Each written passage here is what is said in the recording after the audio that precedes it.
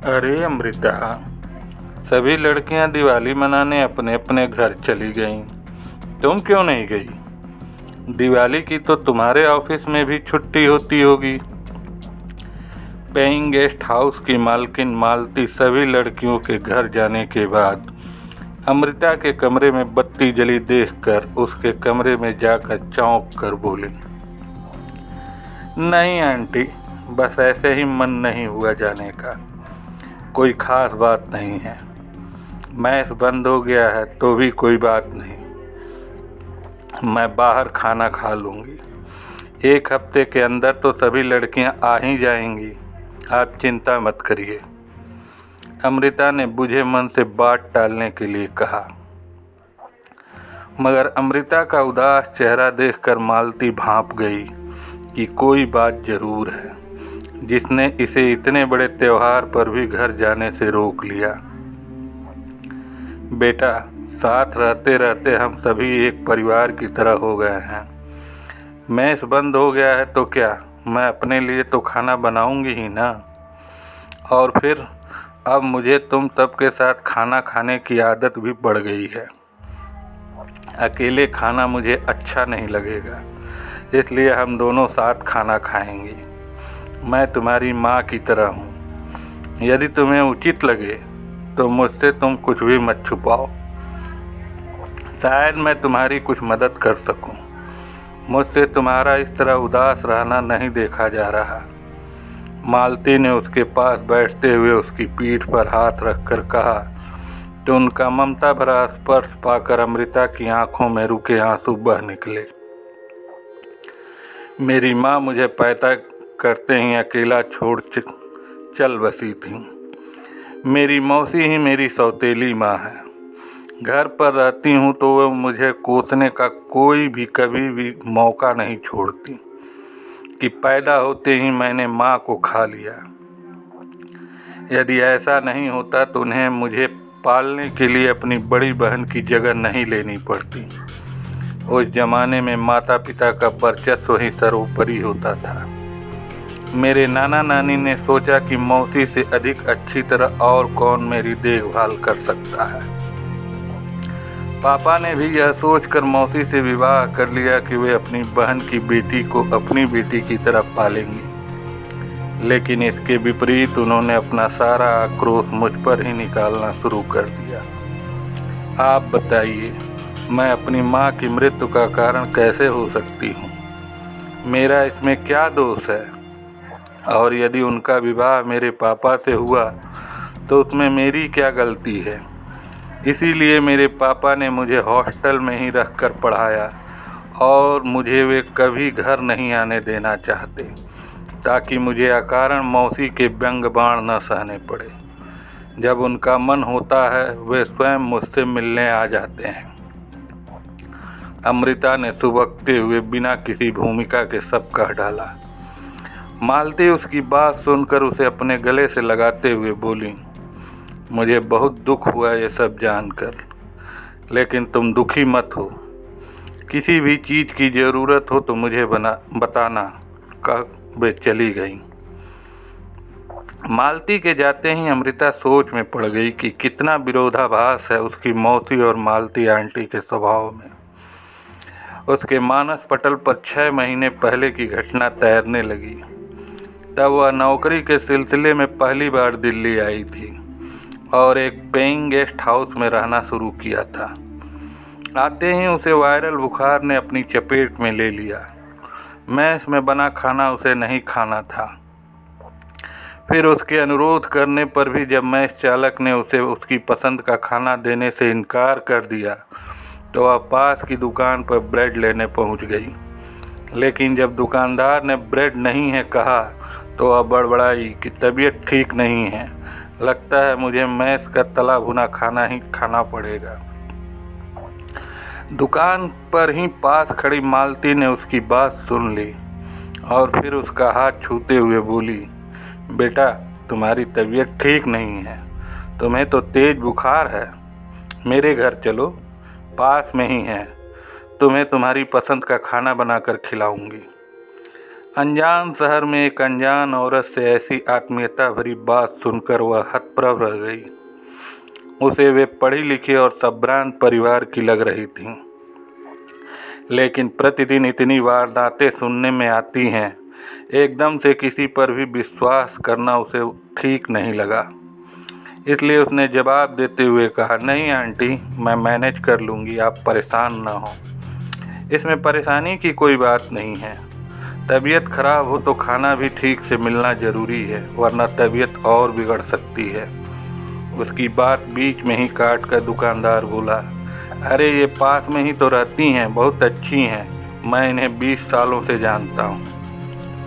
मालती की आत्मीयता भरे आमंत्रण पर दुकानदार के आश्वासन की मुहर लगते ही अमृता के ना नुकुर करने की गुंजाइश ही नहीं रही। अतः बोली, ठीक है, और फिर उनके साथ उनके घर पहुंच गई। एक बड़ी सी 2 मंजिला कोठी के सामने जाकर दोनों रुक गईं। मालती उसे एक बड़े ड्राइंग रूम में ले गई। सामने दीवार पर प्रौढ़ावस्था के पुरुष का माला पहने हुए बड़ा सा फोटो लगा था। उसने अनुमान लगाया कि वह फोटो उनके पति का ही होगा। मालती ने उसे दीवान पर आराम करने के लिए कहा और फिर अंदर जाकर तुरंत चाय बना लाई। उसके साथ ब्रेड स्लाइस भी थे। अमृता को बहुत संकोच हो रहा था उन्हें यह सब करते देखकर। उसने सकुचाते हुए पूछा, आंटी, आप यहाँ अकेली रहती हैं? हाँ, एक बेटा है, इंजीनियर है, वह पुणे में नौकरी करता है। आंटी, एक बात कहूँ, यदि बुरा लगे तो प्लीज़ मुझे माफ़ कर दीजिएगा। नहीं बेटा, बोलो, क्या कहना चाहती हो, निसंकोच कहो। उनके उत्तर से अमृता की हिम्मत बढ़ गई। बोली, आंटी, आपका इतना बड़ा घर है, आपको अकेलापन भी लगता होगा। आप क्यों नहीं ऊपर की मंजिल पर कुछ कमरे हम जैसी लड़कियों को रहने के लिए दे देती हैं? आंटी, प्लीज़ यह मत सोचिएगा कि मैं आपकी स्थिति का फ़ायदा उठाना चाहती हूँ। छोटे मुँह बड़ी बात तो नहीं कह दी मैंने। इतना बोलते ही अमृता को अपराध भावना ने घेर लिया, लेकिन तुरंत ही मालती के उत्तर से वह उससे बाहर आ गई। मालती बोली, नहीं बेटा, तुमने बहुत अच्छी सलाह दी है। इससे मेरा अकेलापन भी दूर हो जाएगा और यह मकान भी ज़रूरतमंदों के काम में आ जाएगा।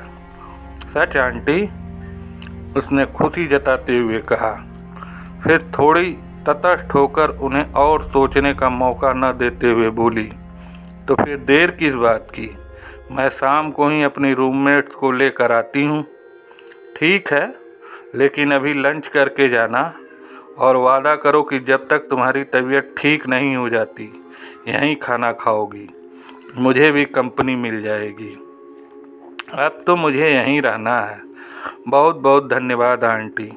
अमृता उनसे लिपटकर भावातिरेक में और बहुत कुछ बोलना चाहती थी, लेकिन पहली मुलाकात में इतना अनौपचारिक होने में उसे संकोच हुआ और मालती की भी शायद यही स्थिति थी। लंच करके शाम को फिर आने का वादा करके वह चली गई। शाम को अमृता अपने 4 लड़कियों को लेकर मालती के घर पहुंच गई। मालती उन लोगों को देखकर बहुत खुश हुई और फिर बोली, ठीक है, मुझे 1 हफ्ते का समय दो ताकि ऊपर मैं किसी को बुलाकर तुम लोगों के रहने का इंतज़ाम करा सकूं। जब तक मेस का इंतज़ाम नहीं होता तुम लोग मेरी किचन में ही खाना खाना। अरे वाह आंटी, लेकिन किसी को बुलाने की आवश्यकता क्या है? हम चारों ही मिलकर सारी व्यवस्था कर लेंगे। मैं जब तक नहीं बनेगा हम आपको आपकी किचन में खाना बनाकर खिलाएंगे। हमें खाना बनाना आता है। आप जो चार्ज करेंगी हम दे देंगे। दूसरी लड़की प्रियंका ने थोड़ा अनौपचारिक होते हुए कहा, पैसे की तो मेरे पास कोई कमी नहीं है, बस थोड़ा अकेलापन रहता है, वह तुम लोगों के रहने से दूर हो जाएगा। लेकिन एक बात का ध्यान रखना, मैं थोड़ी अनुशासन प्रिय हूँ। टीचर थी ना, बहुत ऊंची आवाज़ में म्यूजिक सुनना और लेट नाइट आना जाना मुझे पसंद नहीं है। कोई मजबूरी हो तो बात अलग है। सारी बातें तय हो गईं और उसके बाद उन लड़कियों ने मिलकर ऊपर के 2 कमरों को व्यवस्थित किया। देखने से लग रहा था कि महीनों से उन कमरों कि किसी ने खोज खबर नहीं ली है। ऊपर 5 कमरे थे, बाकी के कमरों में भी महीने भर के अंदर ही और लड़कियां आ गई थीं। यह सत्र की शुरुआत थी, इसलिए उनमें से कुछ पढ़ने वाली लड़कियां थीं। मेस का भी इंतजाम हो गया था, लेकिन मालती खाना अपने सुपरविज़न में ही बनवाती थीं। कुल मिलाकर 10 लड़कियां थीं। हर एक के खाने की पसंद का ख्याल रखा जाता था। कोई बीमार पड़ती तो उसके लिए अलग से खाना बनता था।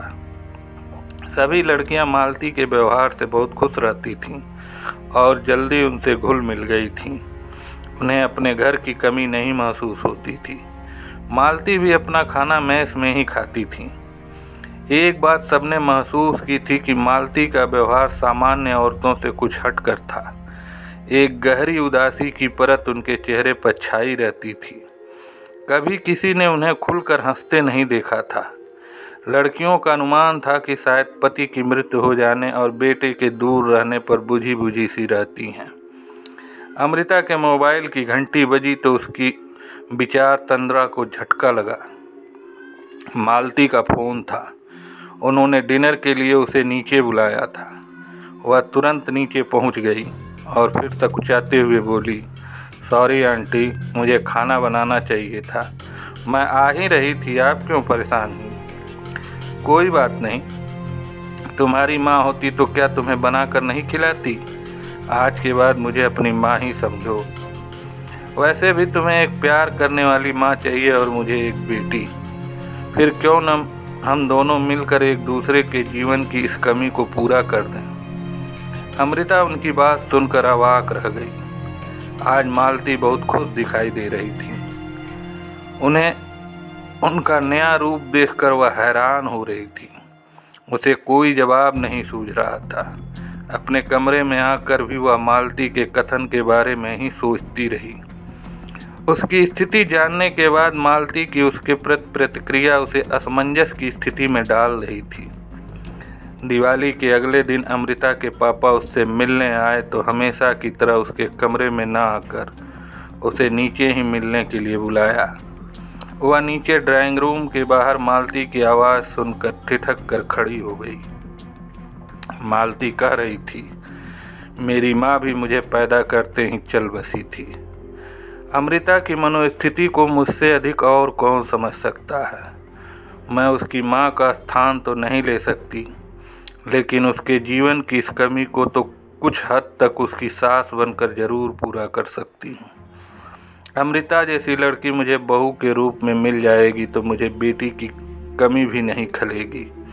मैंने कल अपने बेटे रोहित से भी बात की थी। उसने मेरी पसंद पर अपनी स्वीकृति की मोहर लगा दी है। किसी प्रकार का दबाव आप या आपकी बेटी पर नहीं है। आप दोनों को ठीक लगे तो मैं बात आगे बढ़ाऊँ। यह सुनकर अमृता के पांव जमीन में जैसे जम से गए। उसे समझने में देर नहीं लगी कि उस दिन आंटी उस पर इतनी ममता क्यों उड़ेल रही थी। अभी वह सोच ही रही थी कि मालती की नज़र उस पर पड़ गई। वे बाहर आकर उसका हाथ पकड़कर अंदर ले गई। उसके चेहरे की लजीली मुस्कान से वे समझ गईं कि उसने उनकी सारी बात सुन ली है और उसे इस रिश्ते पर कोई आपत्ति नहीं है। अतः बोली, अभी तक तो तुमने एक गेस्ट के तौर पर मेरे घर में रौनक की है। अब मेरी बहू बनकर मेरे बेटे की और मेरी ज़िंदगी में रौनक कर दो। तुम्हें मेरी बहू बनना था, इसलिए उस दिन तुम मुझे दुकान पर मिली थी। अमृता भावातिरेक में उनके पांव छूने के लिए झुकी तो मालती ने उसे उठाकर अपने गले से लगा लिया। अमृता बोली, मैंने माँ को तो नहीं देखा, लेकिन होती तो आप जैसी ही होती। अमृता के पापा मूक दर्शक बने इस दर्द के रिश्ते को देख रहे थे। उनकी आंखों से खुशी के आंसू बह निकले। आशा करता हूँ कि आपको यह कहानी अच्छी लगी होगी, तो आप मुझे लाइक कमेंट करके ज़रूर बताएंगे। और हाँ, इस चैनल को ज़रूर सब्सक्राइब कर लें ताकि हमारी आने वाली कहानियों के नोटिफिकेशन आपको तुरंत मिलती रहे। धन्यवाद।